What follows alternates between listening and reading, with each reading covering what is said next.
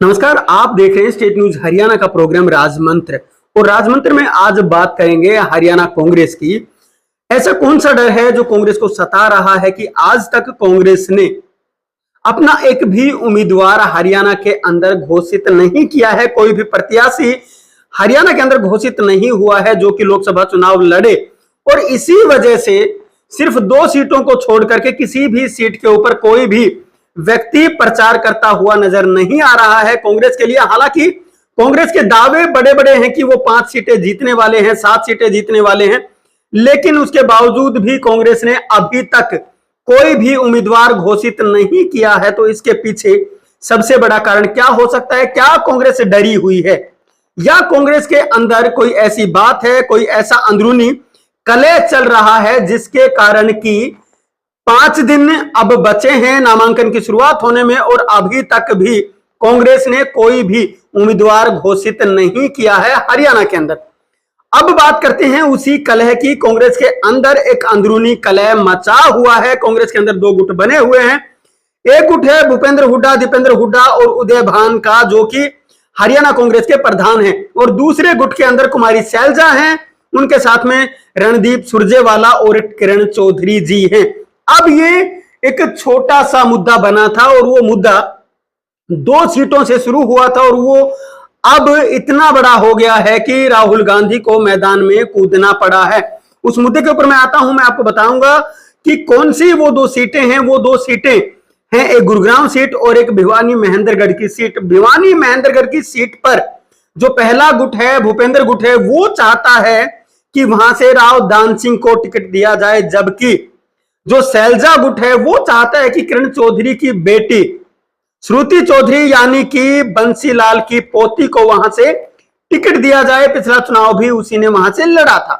और दूसरी जो टिकट है, गुड़गांव की जो सीट है, वहां से भूपेंद्र हुड्डा चाहते हैं कि राज बब्बर को टिकट दिया जाए, जिसका कि नाम लिस्ट में सौंपा गया था। लेकिन जो कुमारी सैलजा का गुट है वो चाहता है कि वहां से कैप्टन अजय यादव को टिकट दिया जाए, जो कि पिछला चुनाव वहां से लड़ चुके हैं। इन लोगों के अपने अपने दावे हैं, अपनी अपनी जो कसौटियां हैं वो हैं, जिनके ऊपर अब कौन खरा उतरता है कौन नहीं उतरता ये डिसाइड तो कांग्रेस को ही करना है हालांकि। लेकिन इसके बावजूद भी जो अंदरूनी कलह है वो इतना बढ़ चुका है कि आज तक भी जो डिक्लेरेशन है वो नहीं हो पाया है। तो क्या कांग्रेस को कोई डर सता रहा है? वो सबसे बड़ा डर ये है कि कहीं अंदरूनी कलह के चलते भीतर घात होना शुरू ना हो जाए और एक दूसरे प्रत्याशी को हराना ही खुद के ही प्रत्याशी शुरू ना कर दें, या खुद के ही जो टीम के मेंबर हैं, जो कांग्रेस के कार्यकर्ता हैं, वो अपने ही प्रत्याशियों को हराने के पीछे प्लानिंग शुरू ना कर दें। ये सबसे बड़ा डर कांग्रेस का बना हुआ है। हालांकि इसके लिए 3 सदस्यीय कमेटी का गठन भी किया गया था, जिसके अंदर वेणुगोपाल जी थे, उसके साथ साथ मधुसूदन मिस्त्री का नाम था और सलमान खुर्शीद। इन तीनों की एक टीम बनाई गई थी, कमेटी बनाई गई थी और उस कमेटी ने 3 मीटिंग्स ले ली हैं, लेकिन उन मीटिंग्स के अंदर कुमारी सैलजा गुट नहीं पहुंचा। और इसकी जो कमेटी की रिपोर्ट है वो मल्लिकार्जुन खड़गे जी को सौंप दी गई थी। लेकिन अब मामला इतना बड़ा हो गया है कि राहुल गांधी को सीधे एंट्री मारनी उसके अंदर पड़ रही है। अब राहुल गांधी ही डिसाइड करेंगे कि यहां से कौन चुनाव लड़ेगा और कौन चुनाव नहीं लड़ेगा। लेकिन ये कलह सिर्फ यहीं तक नहीं रुका है।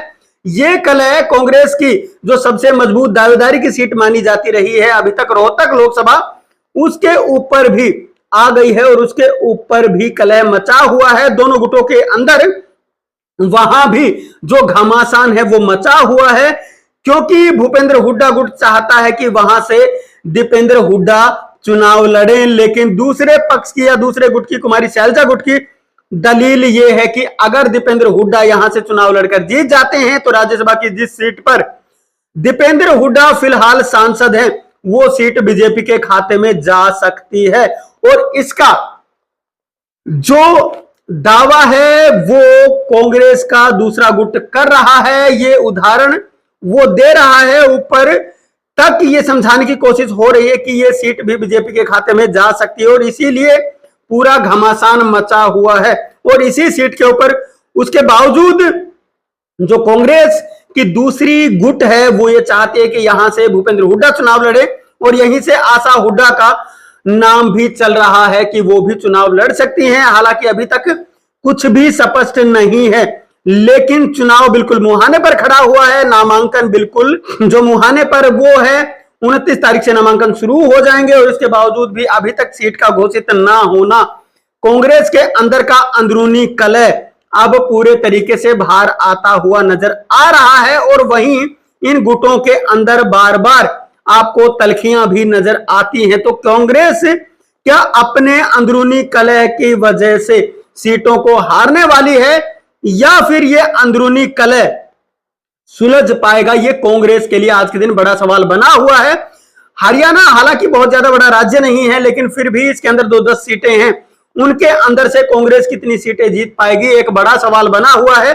और जब इतना बड़ा अंदरूनी कलह हो चुका है, तो इसमें यह बड़ा सवाल और भी बड़ा हो जाता है कि क्या कांग्रेस कोई सीट बचा पाएगी, या फिर दीपेंद्र हुड्डा वाली सीट पर भी जो कुमारी शैलजा का गुट है वो कुछ करेगा और दीपेंद्र हुड्डा को भी हराने की यहां से कोशिश की जाएगी, या फिर सीट बदलवाने की कोशिश यहां से रहेगी। ये भी कांग्रेस के सामने एक बड़ा सवाल है।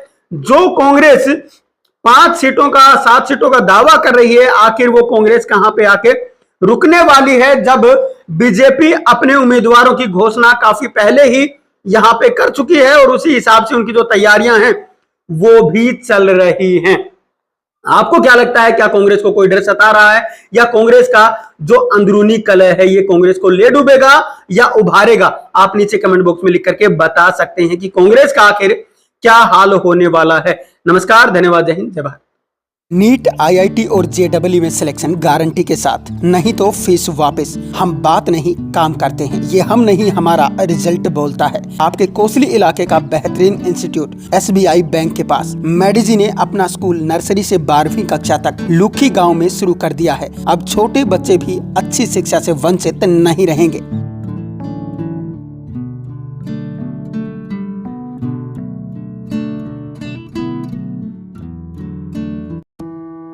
छब्बीस सालों का अनुभव अब संवारेगा आपके बच्चे का भविष्य। श्री भगवान जी लाए हैं डहीना एरिया के लिए बेहतरीन शिक्षण संस्थान Lord Krishna senior secondary school, आपके नजदीकी गांव निमोट में।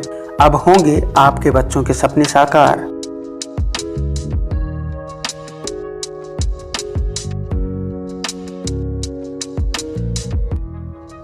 हम आपको विश्वास दिलाते हैं कि इस संस्था में आपके बच्चे का भविष्य सुरक्षित रहेगा।